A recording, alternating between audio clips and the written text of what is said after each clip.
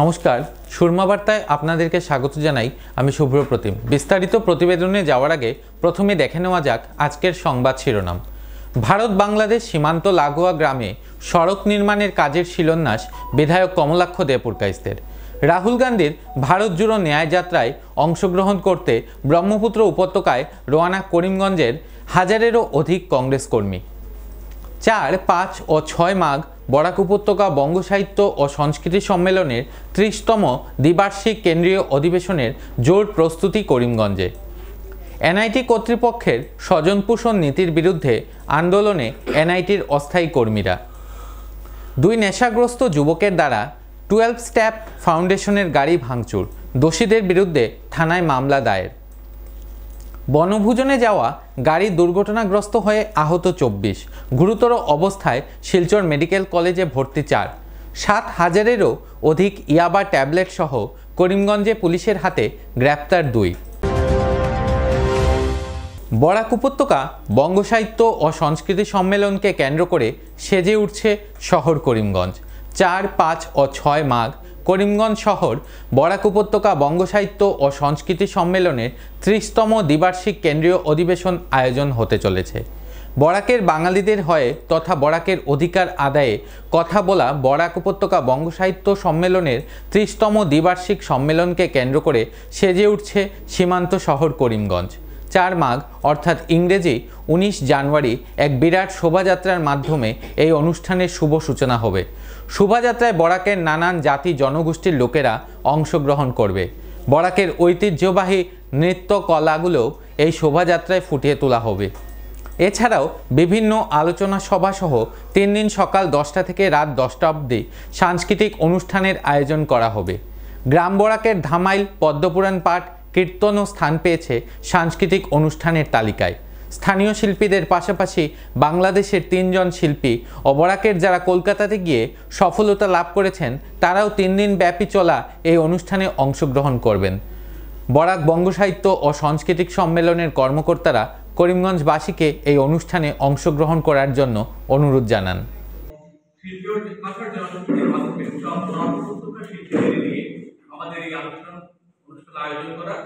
আমরা এখানে প্রতিদিন সকাল 10টা থেকে অনুষ্ঠান শুরু হবে, চলবে রাত 10টা অবধি।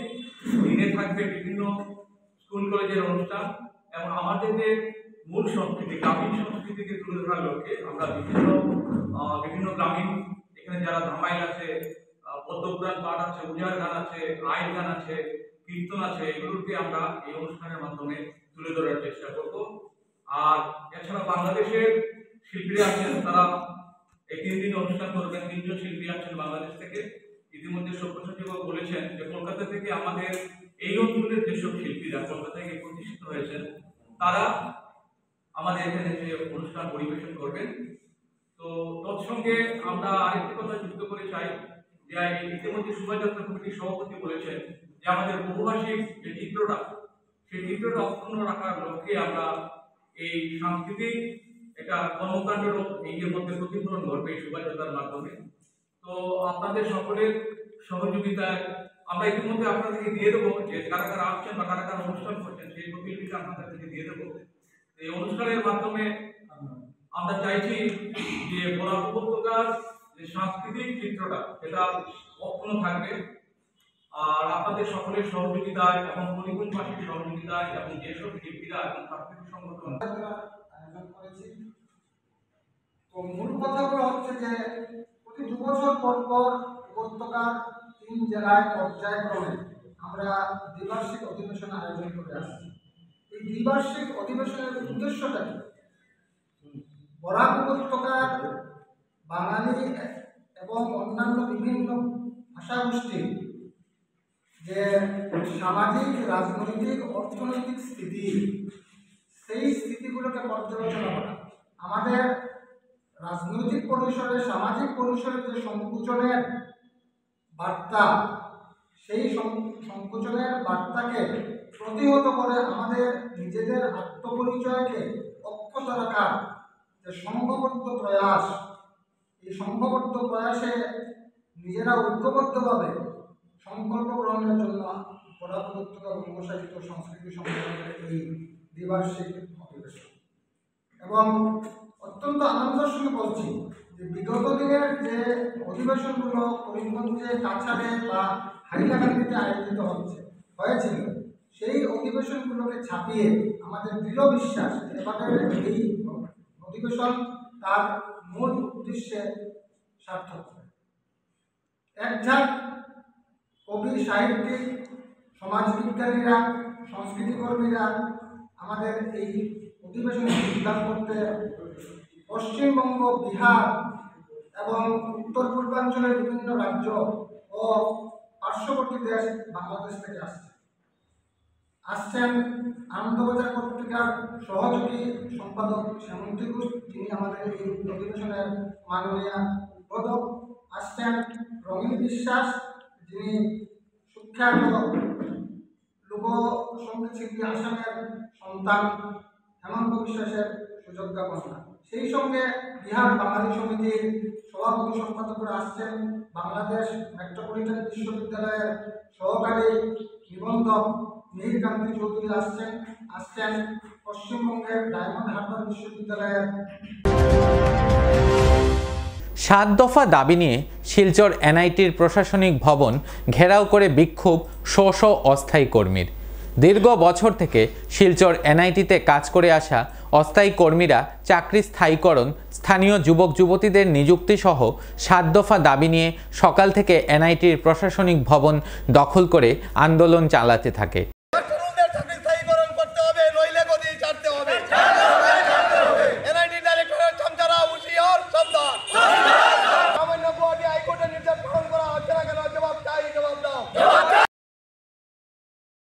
অস্থায়ী কর্মীরা বিভিন্ন স্লোগানে এনআইটি চত্বর উত্তাল করে তোলে। এনআইটি কর্তৃপক্ষের বিরুদ্ধে একাধিক অভিযোগ তুলে প্রতিবাদকারীরা সরব হয়ে ওঠে। নিযুক্তিসহ বিভিন্ন ক্ষেত্রে এনআইটি কর্তৃপক্ষের বিরুদ্ধে স্বজনপোষণের অভিযোগ তুলতে থাকে আন্দোলনকারীরা। তাদের 7 দফা দাবি পূরণ না হওয়া পর্যন্ত তাদের এই আন্দোলন চলতে থাকবে বলে জানান আন্দোলনকারীরা। আজকে আমরা শিলচর এনআইটি মাস্টারুল ওয়ার্কার ইউনিয়ন আন্দোলনের পথে যেতে বাধ্য হয়েছি। আমরা এখানে যারা মাস্টারুল ওয়ার্কাররা 83-93 থেকে এখানে এক নাগারে কাজ করে আসছে, কিন্তু দীর্ঘদিন ওনাদেরকে স্থায়ীকরণ করা হবে বলে প্রতিশ্রুতি দিয়ে আজকে আমাদের অনেক এখানে মাস্টারুল ওয়ার্কাররা কেউ স্বর্গপ্রাপ্ত হয়েছে, কেউ এখান থেকে বিনা পয়সায় একটা কানাকড়ি না নিয়ে এখান থেকে রিটায়ারমেন্ট হয়ে চলে গেছে। এবং আর্থিক অনটনের কারণে আমাদের এই মাস্টারুল ওয়ার্কারদের ছেলে মেয়েদেরকে ভালো করে পড়াশোনা করাতে পারেনি। তো এই 83 থেকে আজ পর্যন্ত এই আমাদের মাস্টারুল ওয়ার্কারদেরকে নিয়ে ছিনিমিনা কেনা হলো কেন, তার আমরা এনআইটি কর্তৃপক্ষের কাছে জবাব চাই। যদি ওরা কাজের যোগ্য না থাকতো তবে 83-তে কেন নিযুক্ত দেওয়া হলো? এবং এই নিযুক্তি প্রক্রিয়া সম্পূর্ণভাবে সরকারি নির্দেশ মতো হয়েছে, অ্যাডভার্টাইজমেন্ট হয়েছে, ওনারা ইন্টারভিউ দিয়েছেন, প্যানেল লিস্ট তৈরি করা হয়েছে এবং এই প্যানেল লিস্টের মাধ্যমে 20 জনকে পার্মানেন্ট করা হলো এবং ক্রমান্বয়ে সবাইকে পার্মানেন্ট করবে বলে আজ পর্যন্ত পার্মানেন্ট করা হয়নি। এর জন্য আমরা গুয়াহাটি মহামান্য হাইকোর্টের দ্বারস্থ হয়েছি। দুইবার আমাদের এনআইটি কর্তৃপক্ষকে আদেশ করেছেন যে ওনাদেরকে যেন কনসিডার করা হয়, কারণ দীর্ঘদিন ধরে কাজ করছে, ওনাদেরকে কনসিডার করা হয়। এনআইটির যে সর্বোচ্চ সংস্থা বিওজি 2017 ইংরেজিতে বিওজি থেকে একটা নির্দেশ এসেছে যে এনআইটির মাস্টারুল ওয়ার্কারদেরকে প্রথম স্থায়ীকরণ করা হবে, তার পরবর্তীতে নতুনভাবে নিযুক্তি এখানে প্রদান করার ব্যবস্থা করা হোক। কিন্তু এই নির্দেশও তারা লুকিয়ে রেখেছে, আমাদের সঙ্গে প্রতারণা করেছে।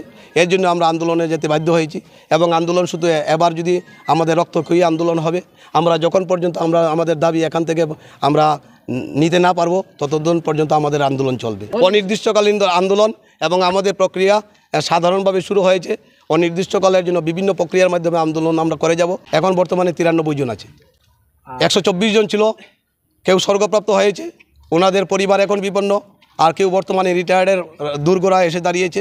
কিন্তু এনআইটি কর্তৃপক্ষ বারবার গাফিলতি করছে, প্রতিশ্রুতি দিচ্ছে। এই অঞ্চলের যে সমস্ত লোকের এখানে জায়গা জমিন গিয়েছে, প্রথমে এবারের যে নতুন নিযুক্তি হবে যদি হয় তবে প্রথমে এখানে স্থানীয়দের নিযুক্তি দিতে হবে। এখানের কিছু প্রফেসর এবং কর্মীরা এই এনআইটিকে ওনাদের কুটুম ঘর বানিয়ে নিয়েছেন। ওনাদের আত্মীয়ের চাকরি লাগে, ওনাদের কুটুমের চাকরি লাগে, ওনাদের শালার চাকরি লাগে, ওনাদের ভাতিজার চাকরি লাগে, সব চলছে। এনআইটির কর্তৃপক্ষের যে এই যে বৈমাতৃসুলভ আচরণ আমরা কোনো অবস্থায় মানব না, তার জন্য আমরা প্রতিবাদে সামিল হয়েছি। এবং যখন পর্যন্ত আমরা মাস্টারুলের ইউনিয়নের দাবি পালন করা না হবে ততদিন পর্যন্ত পর্যায়ক্রমে বিভিন্ন ধাপে ধাপে আমাদের আন্দোলন অনির্দিষ্টকালীন চলবে। মাস্টারুল ওয়ার্কারদের স্থায়ীকরণ অবশ্যই তাড়াতাড়ি করতে হবে।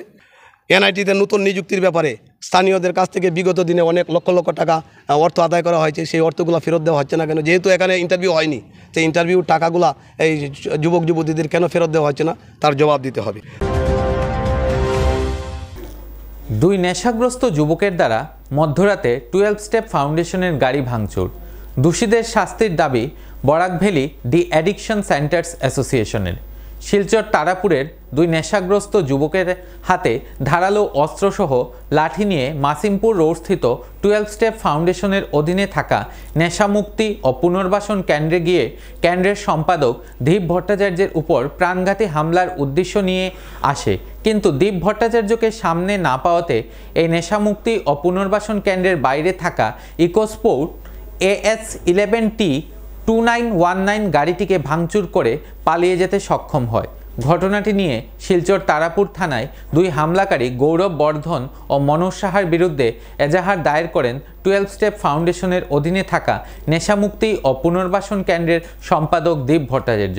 সেদিন 12 স্টেপ ফাউন্ডেশন তথা Barak Valley De Addiction Centres অ্যাসোসিয়েশনের সম্পাদক দীপ ভট্টাচার্য বলেন, নেশামুক্তি ও পুনর্বাসন কেন্দ্র হয়ে থাকা এই হামলার ঘটনার সঠিক তদন্তের মাধ্যমে দুই অভিযুক্ত গৌরব বর্ধন ও মনোজ সাহার বিরুদ্ধে আইনি কঠোর ব্যবস্থা নেওয়ার আর্জি জানান তারা। কালকে রাত্রে একটা ঘটনা হয়েছে, এরকম আমরা ডিএডিকশন বরাক ভ্যালি ডিএডিকশনের রিহ্যাব সেন্টারের প্রেসিডেন্ট আমি। কালকে রাত্রে একটা ইনসিডেন্ট হয়েছে যেটা আমাদের 12 স্টেপ ফাউন্ডেশন, ওনার হচ্ছেন প্রজেক্ট ডিরেক্টর দীপ ভট্টাচার্য। তো ওনার কাছে ওনার ফাউন্ডেশনে এসে দুজন দুষ্কৃতীরা এসে অ্যাটাক করার চেষ্টা করেছিল। ধারালো অস্ত্র নিয়ে এসেছিল ওরা, কারণ ওদের ইন্টেনশন কী ছিল সেটা তো আমরা জানি না, কিন্তু এরকম যদি কিছু একটা হয়ে যেত তো কালকে রাত্রিবেলায় খবর পেয়ে তো আসার হয়নি। তো আমাদের সাথের যারা অন্যান্য ফাউন্ডেশনের ওনারা আছে, ওরা এসেছিলেন, গুড্ডু কুমার ওরা এসছে, কিন্তু আমরা সকালবেলা এসলাম। আসার পরে তারাপুর ফাউন্ডেশনে তারাপুর পুলিশ স্টেশনে গিয়ে আমরা একটা এজাহার দিয়ে এসেছি, কারণ দুষ্কৃতীরা তাড়াতাড়ি পাকড়াও করার জন্য। বিগত 6 বছর থেকে যে সেন্টার চলে, তো আনফর্চুনেটলি কালকে রাত্রে 11:30-11:45 এরকম টাইমে দুইটা আইডেন্টিফাইড ছেলে, তারা আমি ব্যক্তিগতভাবে চিনি, তারা ড্রাগস খায় বা নেশা সেবনও করে, বা কোনো সময় তারা দেখা যায় ট্রিটমেন্টও হয়।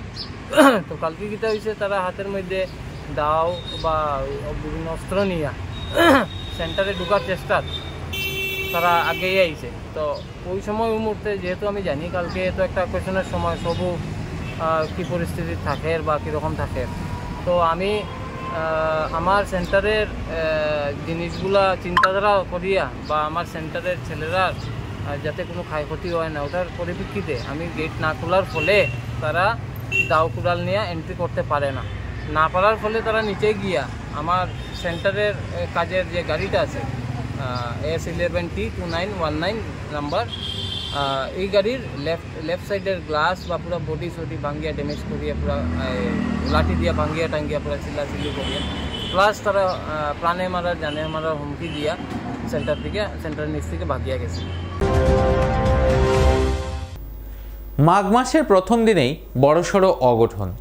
হাইলাকান্দির কাঁঠাখালে দুর্ঘটনাগ্রস্ত পিকনিকে যাওয়া গাড়ি।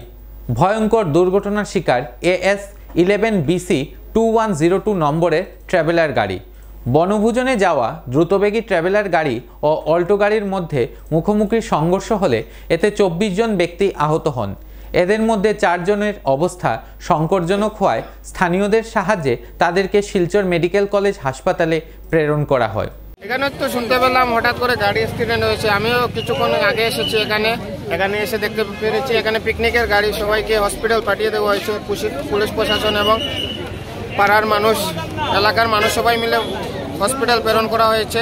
এখানে পিকনিকের গাড়ি, ছোট ছোট বাচ্চারা কোন স্কুলে, কালীনগর নান্দিগ্রাম কোন স্কুলের নাম আমার জানা নেই। এটা শিলচর থেকে করিমগঞ্জ যাওয়ার পথে এখানে রাইট সাইডে অ্যাক্সিডেন্টটা হয়েছিল এবং গাড়ির মধ্যে দেখতে পারবেন পিকনিকের অনেক সামগ্রী রয়েছে। না সবাইকে হসপিটাল প্রেরণ করা হয়েছে শুনতে পেলাম। এটা হচ্ছে Kalinagar part 1 part 3, Kalinagar part 3 near এসিদে college, near LPG, near ME school, near Katakal Bazar. সেটা তো আমি দেখি নাই, সেটার বিষয়ে কিছু বলতে পারবো না। ড্রাগসহ আটক যুবককে আদালতে হাজির করল পাথারকান্দি পুলিশ। পাচারের মতলবে নেশা সামগ্রী নিয়ে সড়কে দাঁড়িয়ে থাকা দুই যুবককে হাতে নাতে পাকড়াও করে মঙ্গলবার জেলা সিজিএম আদালতে পেশ করল পাথারকান্দি পুলিশ। সোমবার বিকেল 4টে নাগাদ গোপন খবরের ভিত্তিতে স্থানীয় থানার ইন্সপেক্টর ওসি দীপক দাসের নির্দেশে পুলিশের একটি দল আসিমগঞ্জ এলাকায় পৌঁছে একটি গ্রামীণ সড়কে অভিযান চালিয়ে দুজনকে আটক করে পরে তাদের সঙ্গে থাকা প্লাস্টিকের ব্যাগে তল্লাশি করে প্রায় 800 গ্রাম ওজনের 7,220টি নিষিদ্ধ নেশাজাতীয় ইয়াবা ট্যাবলেট উদ্ধার করে, যার কালোবাজারি মূল্য আনুমানিক 10 লক্ষাধিক টাকা হবে বলে জানা গেছে। তাদের বিরুদ্ধে এনডিপিএস ধারায় মামলা দায়ের নিয়ে মঙ্গলবার আদালতে তুলে পুলিশ। পরে আদালতের নির্দেশে তাদের ঠাঁই হয় জেল হাজতে। পুলিশের এহেন ঘন ঘন নেশাবিরোধী অভিযানে সন্তোষ প্রকাশ করেছেন এলাকার সচেতন মহল। পাথারকান্দি থেকে ভানুচন্দ্রের প্রতিবেদন। এখন নিয়ে নিচ্ছি ছোট্ট একটা বিজ্ঞাপন বিরতি, সঙ্গে থাকুন।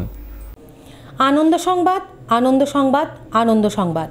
উচ্চ ও গুণগত মানের শিক্ষা পরিষেবা নিয়ে করিমগঞ্জে যাত্রা শুরু করল প্রণবানন্দ বিদ্যা মন্দির। আপনি কি আপনার বাচ্চার পড়াশোনা নিয়ে চিন্তায় আছেন? এবার আপনাদের চিন্তা দূর করতে গুণগত শিক্ষা নিয়ে করিমগঞ্জে যাত্রা শুরু করল প্রণবানন্দ বিদ্যা মন্দির। প্রথমবারের মতো টাটা ক্লাস এইজের মাধ্যমে স্মার্ট ক্লাসের সুবিধা নিয়ে এসেছে প্রণবানন্দ বিদ্যা মন্দির। 18 ডিসেম্বর থেকে সোম থেকে শনিবার সকাল 9:30 থেকে 2 অবধি স্কুল প্রাঙ্গণ থেকে ভর্তি ফর্ম সংগ্রহ করতে পারবেন। আমাদের ঠিকানা আজাদ সাগর রোড, করিমগঞ্জ।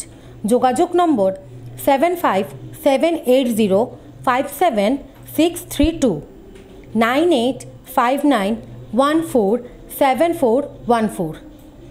আপনি ঘর বানিয়েছেন, ঘরের রং নিয়ে চিন্তা করছেন? চিন্তার দিন শেষ। করিমগঞ্জের মিশিতা পেইন্টস ডিউলাক্স কোম্পানির বিভিন্ন রকমের রঙের সম্ভার নিয়ে উপস্থিত হলো। বিশ্বাসের অপর নাম deluxe. Let's colour with deluxe. আমাদের ঠিকানা স্টেশন রোড, করিমগঞ্জ, বিশাল মেগামার্টের সম্মুখে। যোগাযোগ নম্বর 9854299300 9401449722।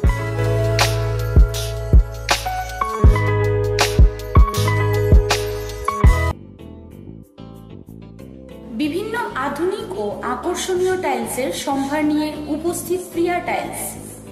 আপনার ঘরকে অতি সুন্দরভাবে সাজিয়ে তুলতে আজই আমাদের দোকানে চলে আসুন এবং নিয়ে যান অত্যাধুনিক টাইলস।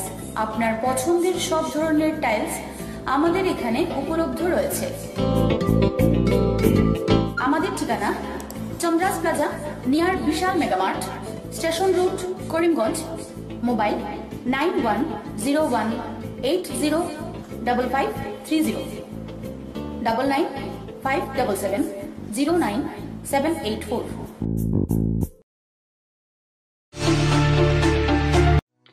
আপনি কি শ্বাসকষ্ট, বুকে ব্যথা, পিঠে ও কোমরে যন্ত্রণা, হাতে পায়ে ঝিনঝিন করা, মাথা ব্যথা সহ হার্ট বাইপাস সার্জারি, কিডনিজনিত বিভিন্ন রোগে ভুগছেন? তাহলে আর চিন্তা নেই। এবার থেকে করিমগঞ্জের নিউ লাইফলাইন হসপিটাল এ আয়ুষন্দ্রা সুপার স্পেশালিটি হসপিটাল গুয়াহাটির বিশেষজ্ঞ ডাক্তাররা রোগী দেখতে করিমগঞ্জে উপস্থিত হবেন।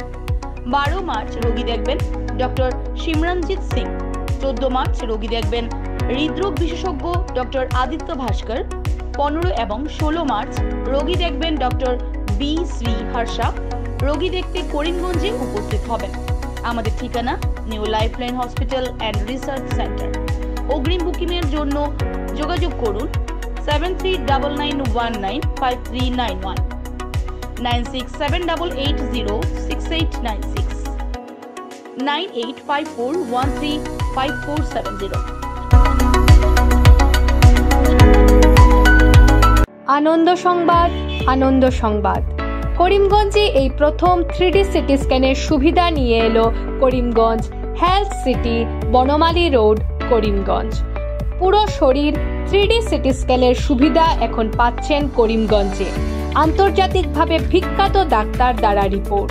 3D সিটি স্ক্যানের জন্য যোগাযোগ করুন টেলিফোন 03843260705 মোবাইল 9678033047।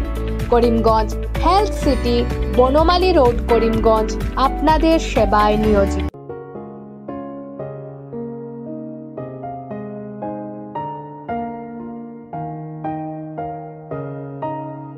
চিকিৎসা সেবায় নতুনত্ব নিয়ে হাজির নিউ লাইফলাইন হাসপাতাল। অত্যাধুনিক প্রযুক্তিতে এখানে pinhole surgery, gallbladder, appendix surgery করা হয়। শিলচর মেডিকেল কলেজের সার্জারি বিভাগের অতিরিক্ত প্রফেসর ডক্টর RC শ্যাম সার্জারিগুলি করবেন। তাছাড়া তিনি প্রতি শনিবার বিকেল 3টে থেকে OPD-তে রোগী দেখবেন। রয়েছেন শিশুরোগ বিশেষজ্ঞ doctor Gulzar হোসেনও।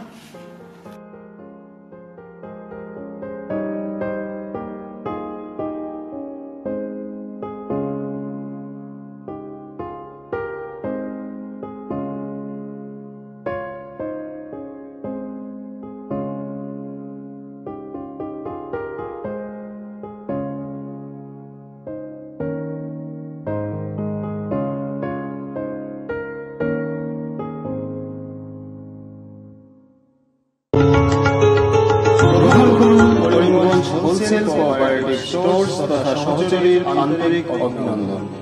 Karimganj wholesale cooperative স্টোর্সের নিয়ন্ত্রণাধীন স্টেশন রোডস্থ বিভাগীয় বিপণী সহযোগী নতুন উদ্যোগে সমৃদ্ধ হয়ে জনগণের সেবায় এগিয়ে এসেছে।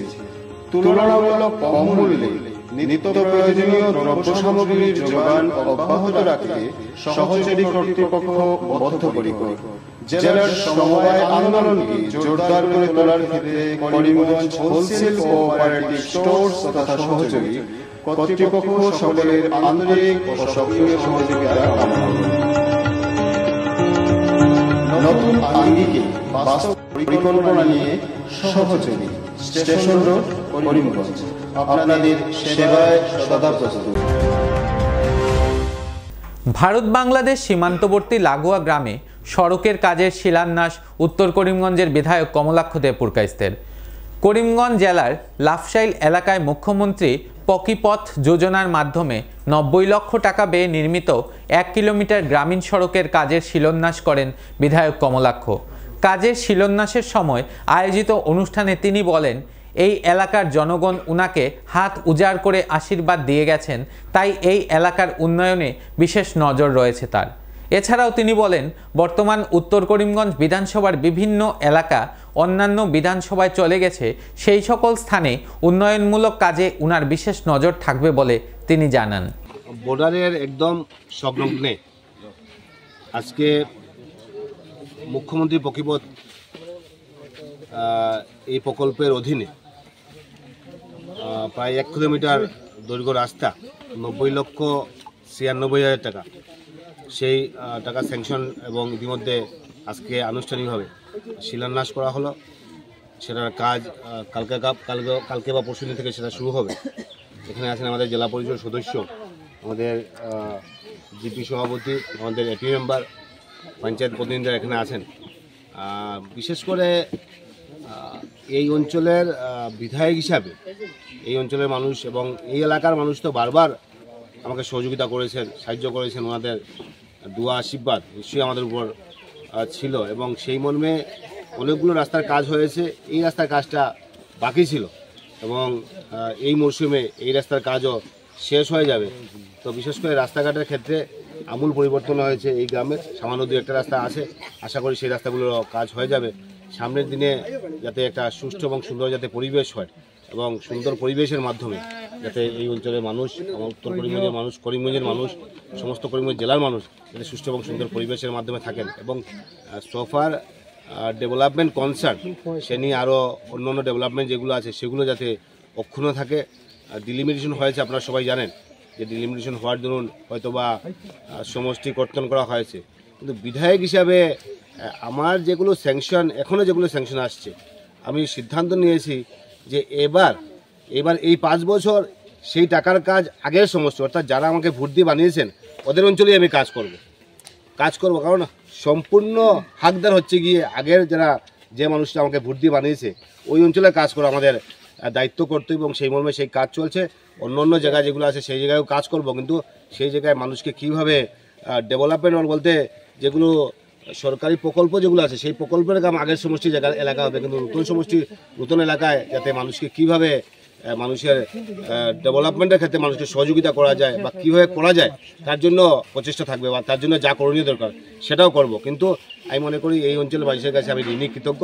এই অঞ্চলের মানুষের বারবার সহযোগিতা আমার উপর ছিল এবং সামনের দিন যাতে সুষ্ঠু এবং সুন্দর পরিবেশ হয় সেটাই কামনা করছি। রাহুল গান্ধীর ভারত জুড়ো ন্যায় যাত্রায় অংশগ্রহণ করতে আমগুড়ি ও গুয়াহাটির উদ্দেশ্যে পাড়ি জমাচ্ছে করিমগঞ্জের কংগ্রেস কর্মীরা। 14 জানুয়ারি মণিপুর থেকে অন্যায়ের বিরুদ্ধে ন্যায় প্রতিষ্ঠা করতে ভারত জুড়ো ন্যায় যাত্রার সূচনা করেন কংগ্রেস নেতা রাহুল গান্ধী। 17 জানুয়ারি রাতে এই র্যালিটি আসামে প্রবেশ করবে। 18 জানুয়ারি থেকে 25 জানুয়ারি অবধি আসামের 17টি জেলার 833 কিলোমিটার এলাকা দিয়ে পাড়ি করে পশ্চিমবঙ্গে প্রবেশ করবে। ভারত জুড়ো ন্যায় যাত্রা নিয়ে করিমগঞ্জ জেলা কংগ্রেস সভাপতি জানান, করিমগঞ্জ জেলার 8টি ব্লকের প্রায় 1.5 থেকে 2,000 কংগ্রেস কর্মীরা রাহুল গান্ধীর সাথে এই যাত্রায় পা মেলাবেন।